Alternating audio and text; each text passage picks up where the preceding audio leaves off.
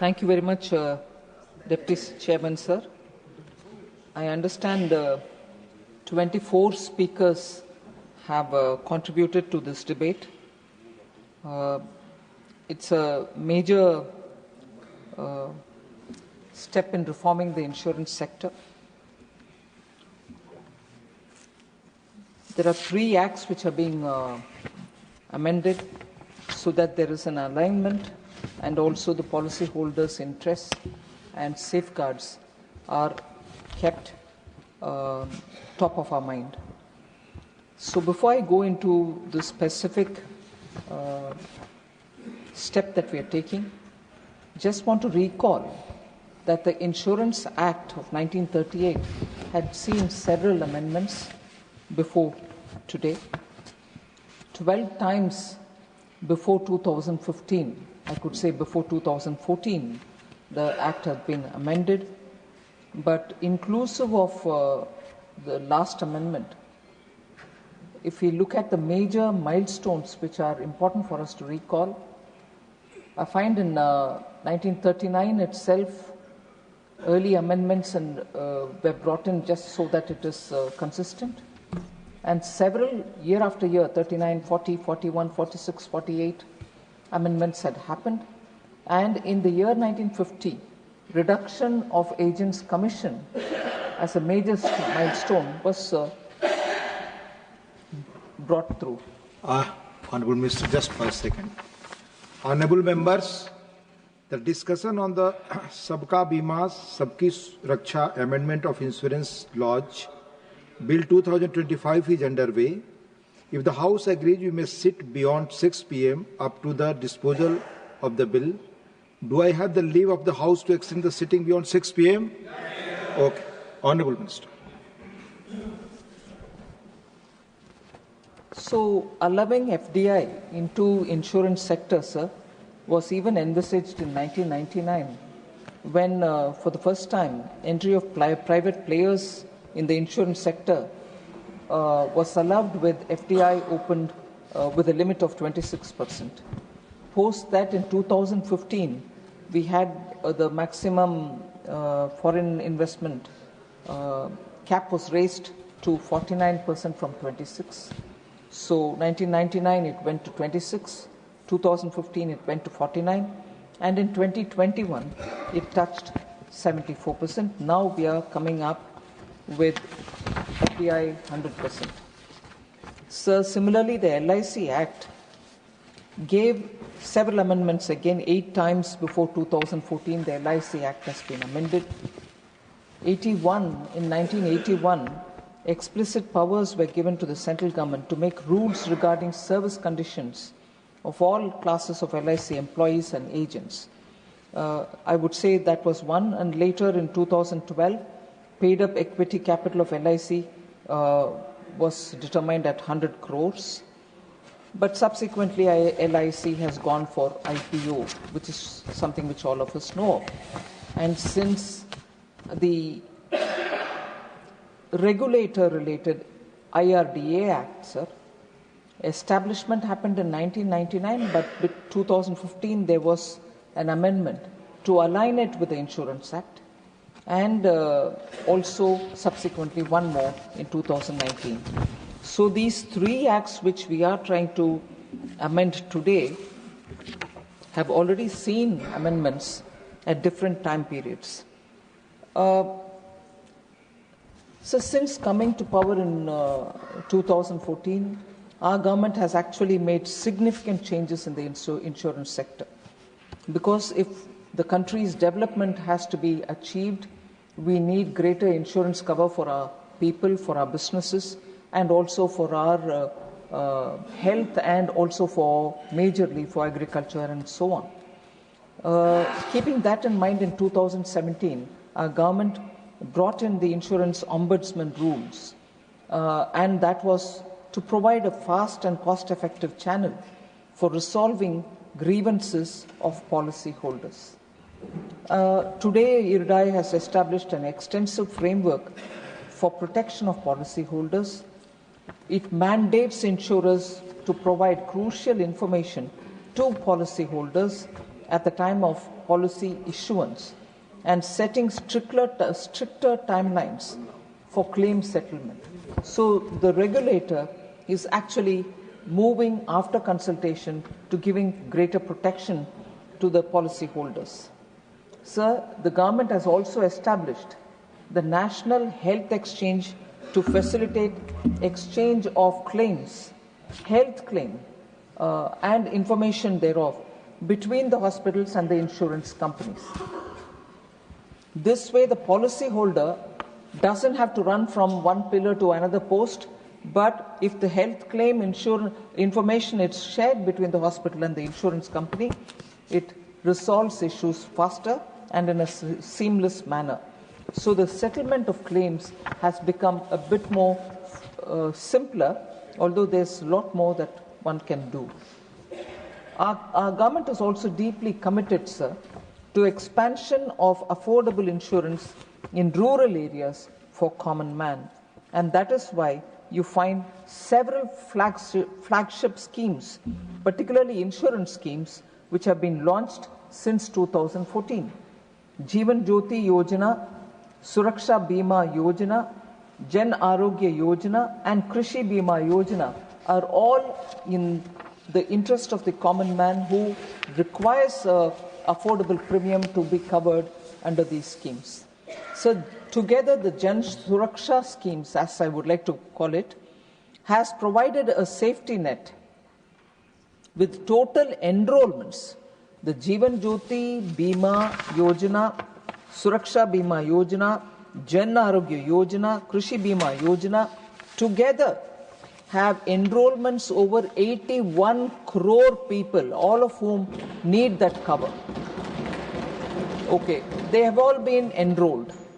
But has there been any settlement-related data which proves that the scheme is actually delivering where it matters?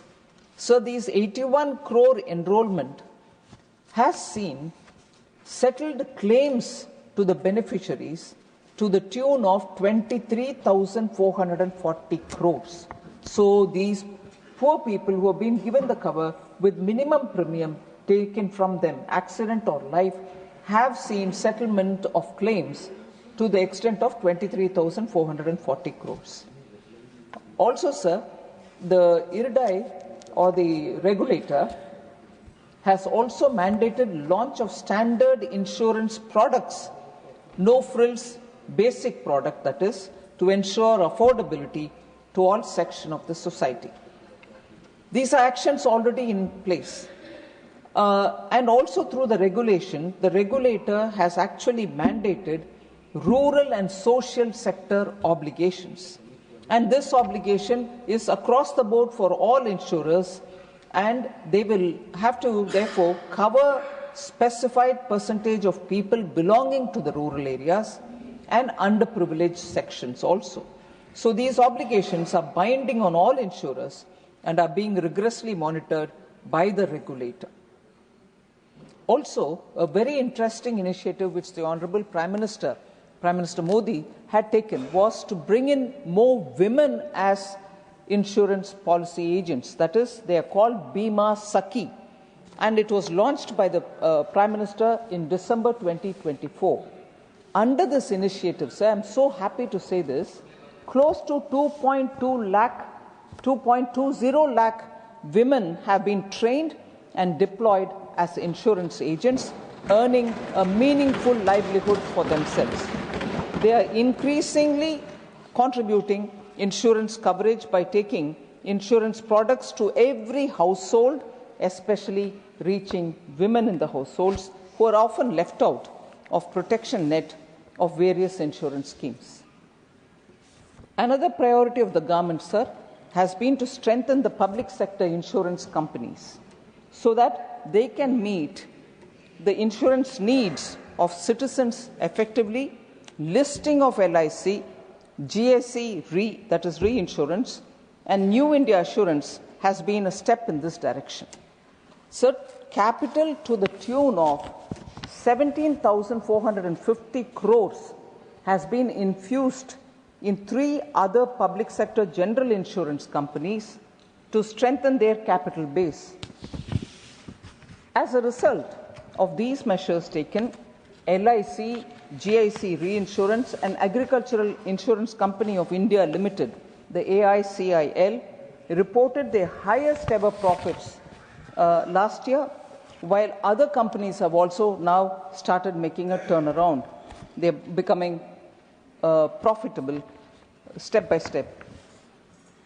So now to attract global capital, sir, the FDI limit, as I said, was raised from 26 to 49, 49 to 74.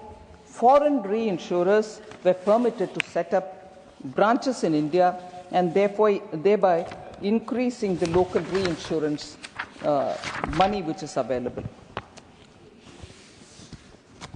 FDI limit for insurance intermediaries was raised to 100% in 2019, which was one major step taken to enable them to provide better advisory services to citizens also. I'll just give a snapshot, sir, of the growth of the insurance sector since 2014, and gradually we see also the opening up of the sector. Sir, in 2014-15, number of insurers were 53, whereas 24-25, we have 74 insurers. Insurance penetration was 3.3%.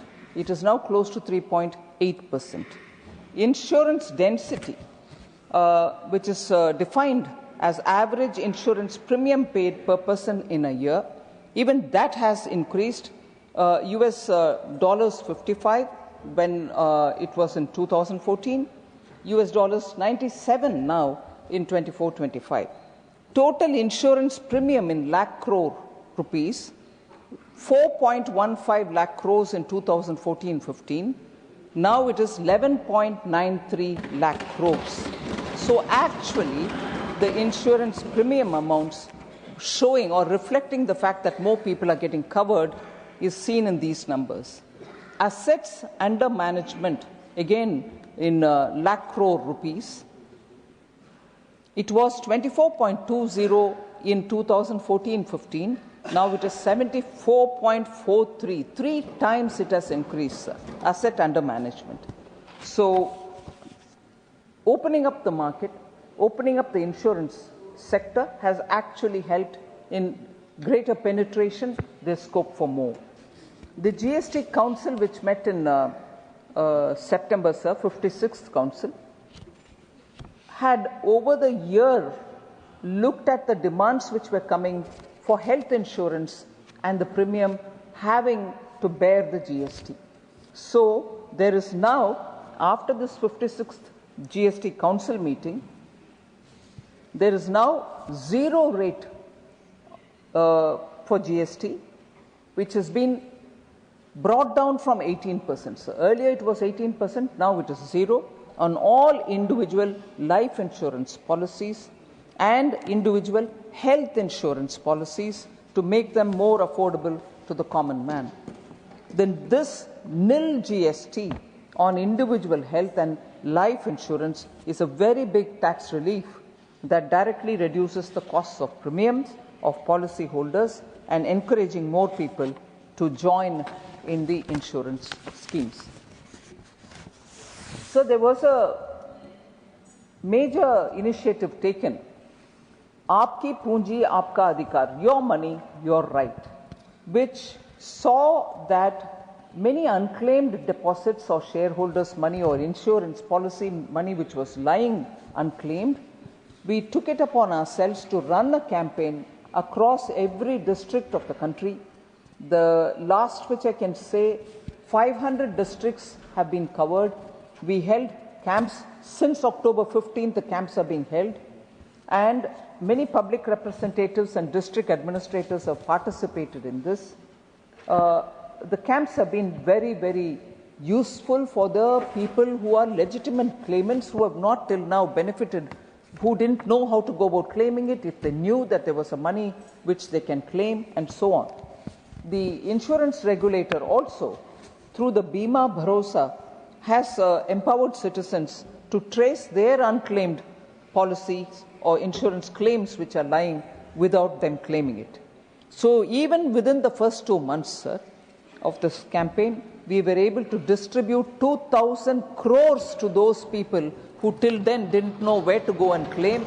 Public rightful ownership has been recognized and the monies have been given to them. This campaign will continue. I request each one of the honorable members to please talk to people in your respective constituencies and in the states to make people aware that probably they also have something to claim and which are lying unclaimed. We will be more than happy to work to trace it all back and put it together to give the money back to the people. This is something on which the Prime Minister has been closely monitoring, saying, are you giving the money back to those legitimate claims? It is the right of those people to get it, but it has to reach them. So I would think it is important for us to, all of us, help people who need to get this money. So this present bill is brought with an intention to give further boost to the insurance sector, as I said at the beginning.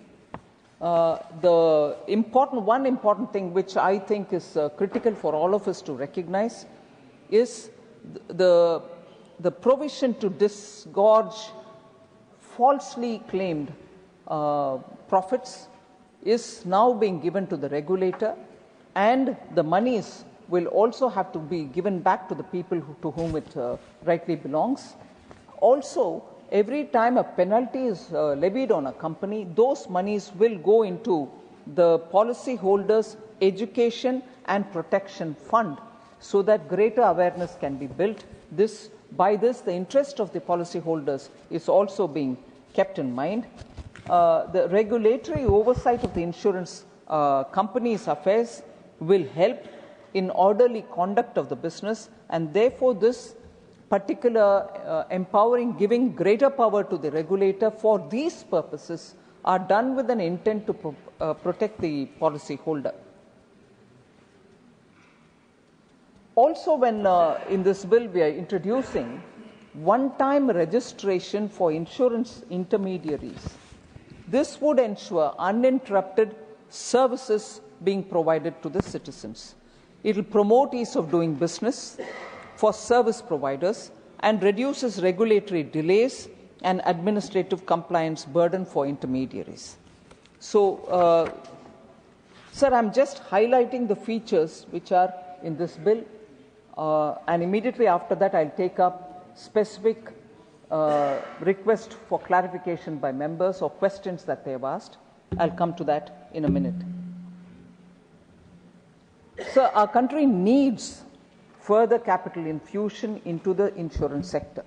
So the question then arises, what has happened after increasing it to 26% first, then to 49%, and then to 74%?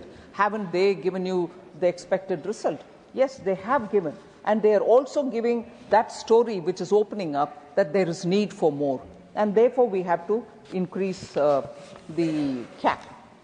The proposal in this particular amendment of removing the upper cap on FDI in the insurance sector will be a seriously big enabler in ensuring Sabka Bima, Sabki, Raksha. I'll just give you the number of insurance companies which are each under different levels of FDI which they have brought in. So less than 26% FDI are with 10 companies who are operating in India. 26% to 49%, there are 23 companies, insurance companies. Between 49 and 74%, there are 3 insurance companies, and 74% is with 4 companies. So there is scope for more, and this will enable global insurance by this amendment that we are seeking to bring. Global insurers will now see that the market is further opening up, and they will be able to bring in substantial capital directly and attract more insurance companies into India. So the problem has also been not just opening up or raising the cap.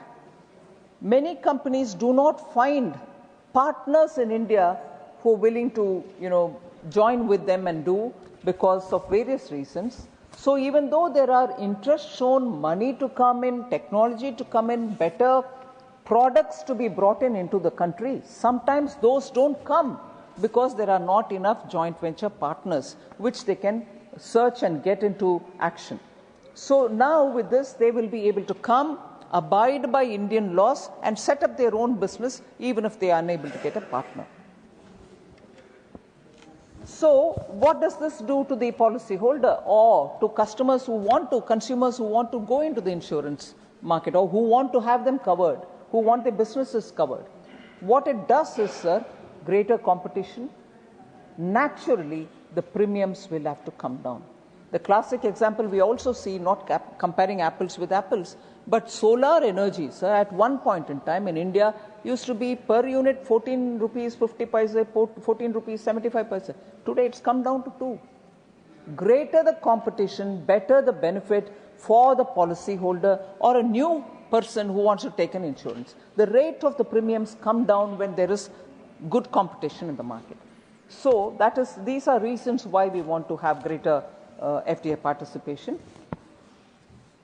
We are also standardizing the regulation making process by this very amendment that is being brought in, by introducing standard operating procedures for regulation making and the mandatory public consultation. This will be of importance for members to hear, and a mandatory public consultation on all regulations by the regulator to ensure that the process is consultative and transparent. So, as per the current provisions, intermediary licenses are directly cancelled straight away when found violative of the law. But many of them are probably not intentionally violative. Sometimes oversight reasons also happen. So by straight cancelling it, the process for them to come back becomes very difficult. So we are introducing suspension of intermediary license instead of direct cancellation. And we provide them time for compliance and allow them an opportunity to strategize and streamline their operations during the period of suspension. So this is a progressive step towards having people do their business without the fear of getting cancelled at the drop of a hat, I would say. Provisions for merger of a non-insurance company with an insurance company would promote a simplified corporate structure. Now, even if they are not too different, there are instances in India where the holding company is whose business it is only to run insurance business, also has a subsidiary who's doing only insurance business. We are now today not able to, under the existing scheme of things, they are not able to merge one with the other, the parent company and the subsidiary. So through this we are saying strictly for those who are in the insurance, there shouldn't be a problem if the subsidiary wants to be merging itself with the holding company. This way the companies and the scaling up prospects also go up. Sir, the legal requirement to seek prior approval of the regulator for transfer of share capital has been raised from 1% to 5%, essentially for ease of doing business. There are times when people move just 1% of the share, they have to seek prior permission. It becomes very cumbersome. So we have said, yes, you will have to come for prior permission, but only if 5% of the shares have to be transferred. So this is clearly for ease of doing business. Another measure, similar measure, is when the net owned fund requirement is reduced for foreign reinsurance branches from 5,000 crores to 1,000 crores. Thereby, smaller companies can come in and also spread more branches in the country. This would invite more of the reinsurers into the country for creating greater risk capacities. And also, there are a few questions which were asked about IFSC, level playing field with them. This is a major step towards level playing field. By allowing this net owned fund requirement to be lesser than what it is now, you're actually creating a level playing field with the foreign reinsurance businesses which are set up in IFSC and the domestic tariff area So you are actually treating both of them, although they play separately. Those who are there cannot play here, and those who are here cannot really operate from there, but the field is evened out. So the last few points on the highlights of this bill, sir. An entity engaged in the business of insurance will have to categorically use the name insurance in their company's name. If they are insurance, insurance. If they are assurance, assurance. Or if they are insurance in some way, reinsurance or health insurance or whatever. So the insurance company which does or which carries forward insurance business should have the word insurance in their name, company's name. So even the intermediaries will have to have the necessary change to indicate that the nature of business or service that they are providing, so that there is no ambivalence or doubt in the mind of people saying are they insurance, are they not? So that structure is being cleared. We've also very clearly said, sir, and this is very important, periodically the central government, in exceptional circumstances, by notification, apply with modifications or exempt totally the insurance intermediaries operating in special economic zones, including IFSA, from the provisions of Insurance Act. This will only be done in exceptional circumstances and for those who are in the special economic zone, not to be doing business in this country, but in those special economic zone and serve their clients elsewhere. So that is very strictly confined to that. So we are also providing, this is a very important point, sir. There have been voices saying, will LIC be diluted? Will their stature be undermined? We are providing greater autonomy to LIC so that they can open zonal offices wherever they want, because aligning compliance for its foreign offices can be done there according to that land's rule. But here, they don't need to come to the government to seek permission each time. Even a zonal office has to be opened. No, you have the right, you please go ahead. So that way, business decisions will be expedited instead of spending time seeking permission. So I've already mentioned about the disgorging of wrongful gains from insurers and intermediaries. Sir, the maximum limit of penalty on insurers for default in complying with or acting in accordance or acting in contravention of Insurance Act, the regulator has proposed that there should be an increase in the penalty amount. It is currently 1 crore, it will be increased to 10 crores. And now the insurance intermediaries also will be treated equal to the insurance company itself. Earlier there was a disparity. Intermediaries had one rate, insurance companies had different. Now both of them are being levied at the higher level, which is 10 crores, both insurance companies and the intermediaries. So this, I think, summarizes the main features of the bill that we have proposed here.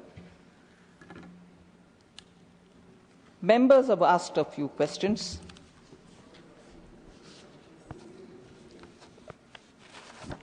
The first speaker, Sir Shakti Singh Gohilji, had asked as to why we are rushing through this bill. We are absolutely not rushing through this bill. Even as of 26th November 2024, we have written to the states and all union territories with a clear invitation to provide comments and also suggestions. And this was a very structured, documented, intergovernmental consultation, not just an afterthought.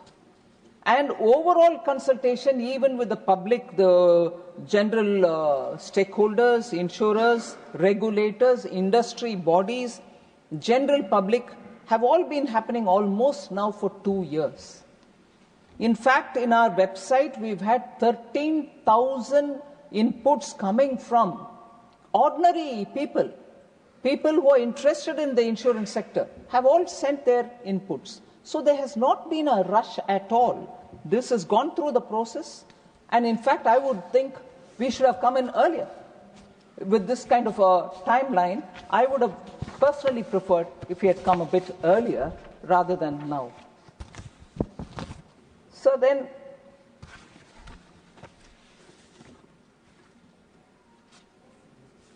will these amendments result in an adverse effect on employment? Was a concern raised.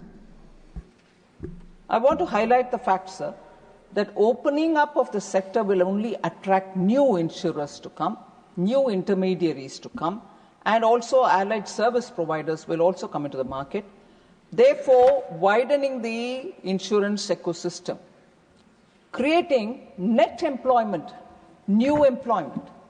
And what are the kind of work for which employment potential will open up? Agents, brokers, intermediaries, one section. Because the market becomes larger, more products are being launched, and wider customer outreach happens. The second layer which will have benefit is the ancillary services, such as technology providers, claims managers basically, those who do analytics, customer service, and underwriting support which is provided. Jobs will have to expand in those areas. Students who are doing actuarial sciences will also have greater prospect because there's increased demand across for products. The pricing will have to be rightly arrived at. Only actuarial science students will know how to arrive at pricing. Risk modeling, product design, and compliance roles. All these are jobs which are waiting post more and more opening up. So actuarial sciences students will have greater market demand for them. And finally, when the branch offices open up for each of these companies, finance graduates or non-finance graduates who want to get into this field will have an opportunity. As it is, after that 26% increase in the year 2000, after raising it to 49% in the 2015 amendment, and again taking it to 74% in 2021, look at the numbers, sir. The number of employees, agents, and micro agents have grown by almost 3 times. In 2014-15, we had 30.14 lakh employees, agents, and micro agents. That number from 30.14 lakh, has actually gone to 88.17 lakh in 24-25. So the number of employees, agents, and micro agents number is actually multiplying, and not just marginally, substantially. Overall, therefore, sir, it will be a great job creation opportunity, skill development opportunity, and formal employment opportunity. I already addressed this issue, sir, but because I want to say a little more, saying, will the LIC statutory recognition be diluted? Was a question raised. I can't see the member here, Ashok Mittalji, but he raised it. We are actually empowering LIC, sir, like the way I told about zonal office or any other that they want to take. These decisions don't have to come back to the government for permission. They should automatically, professionally handle it. And also, sir, I'm very happy to say this. LIC continues to enjoy the trust of our citizens and perform well to their expectation.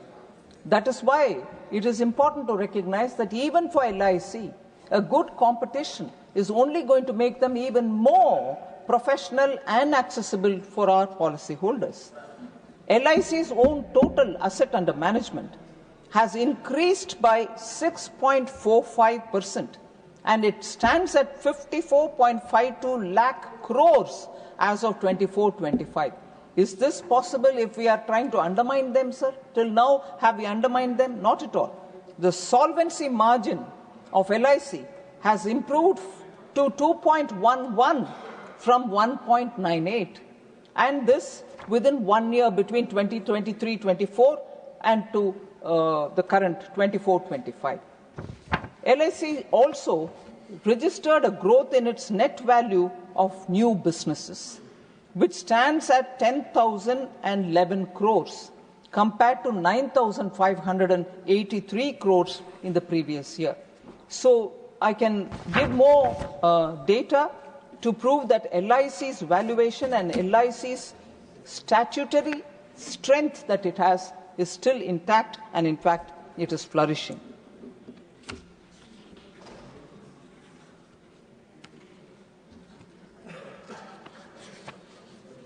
Sir, this question about, oh no, the shareholders' interest is probably not being kept in mind, only capital or only those who are promoting it and their interests are kept in mind is not right at all, sir.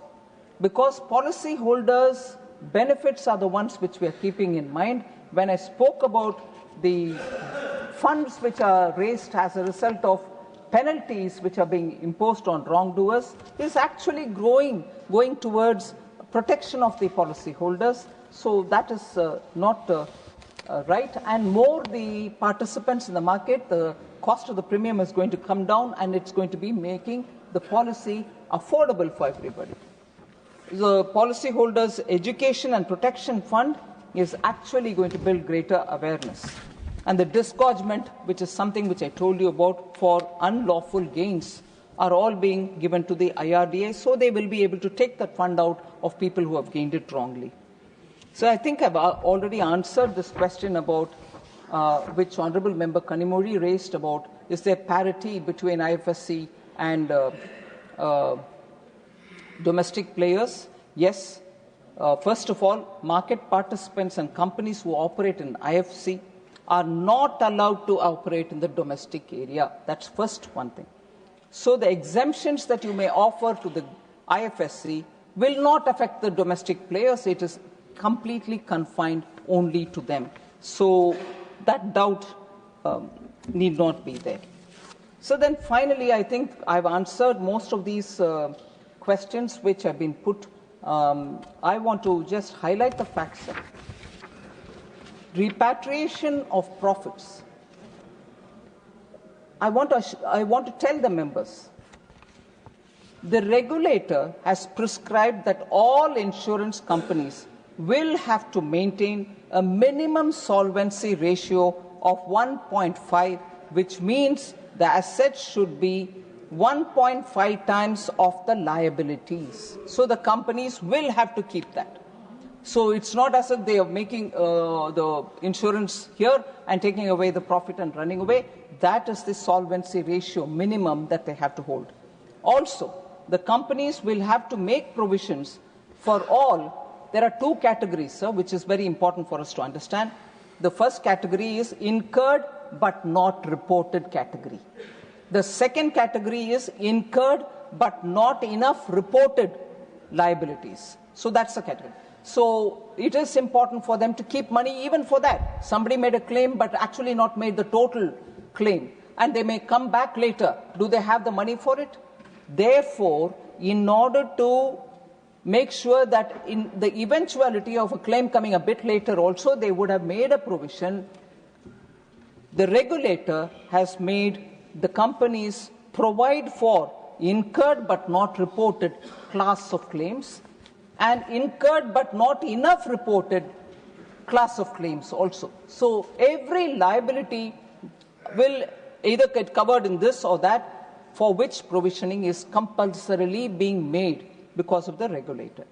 And also the profits are, sir, calculated only after providing for these liabilities, which I said 1.5 times solvency, the second one being incurred but not reported, third one being incurred but not enough reported liabilities. So for all these, the company will have to make a provision and only then calculate its profits. So the profits are calculated only after providing for these liabilities, which the regulator has imposed on them mandatorily. These norms provide enough safeguards for protecting the interest of Indian policyholders. So the other question was only LIC does your, government schemes, and therefore by diluting, we're not diluting, but by diluting this or bringing foreign companies, only they will be burdened to do these, social sector related activities or government schemes. Not true, sir. Even now it's not true. And through these amendments, we are not giving them any room to, get away from that responsibility. So, with regard to the private sector insurance companies, they are actively participating in all the Jan Suraksha schemes of the government and also in Fasal Bima Yojana.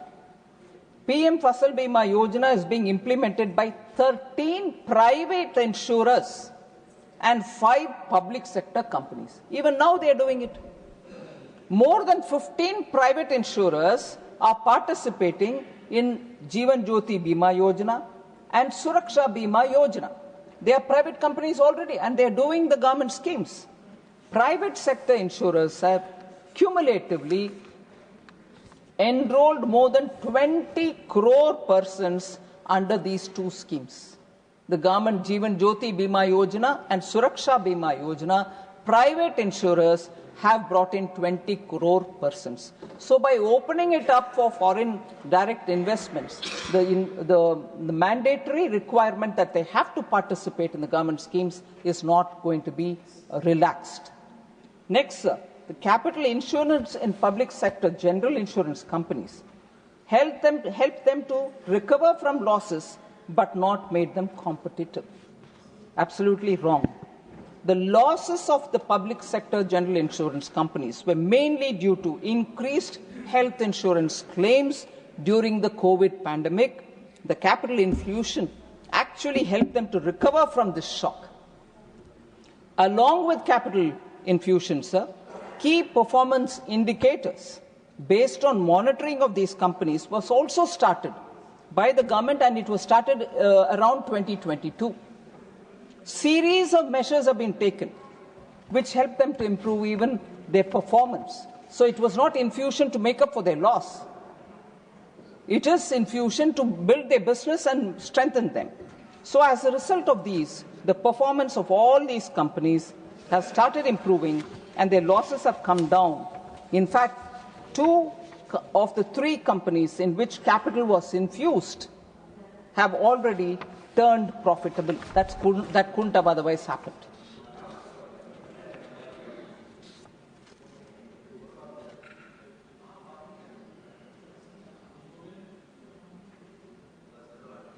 So the jobs of the public sector insurance companies, sir, I've already explained about how profit is being now made by them and the jobs are being intact. There's no accretion at all. And arbitrarily will they fix up premiums which are going to be too high. So already the regulator is fixing a cap on the premiums beyond which they cannot. So the cap is already being levied by the or stated by the regulator already. So it's not as if when we opened up from 49 to 74, they were given the right to fix any premium. As it is being very closely monitored by the regulator and a cap is fixed in the interest of the policyholders. So that will continue, sir. So there need not be that doubt if by making it 100% FDI opened up for insurance, these are things which can happen without us noticing. The structure is in place, regulation is very clearly laid out. The Indian premium which is being collected will be kept in this country. So with all this, sir, I request that the House consider this bill and kindly pass it. Thank you. There is no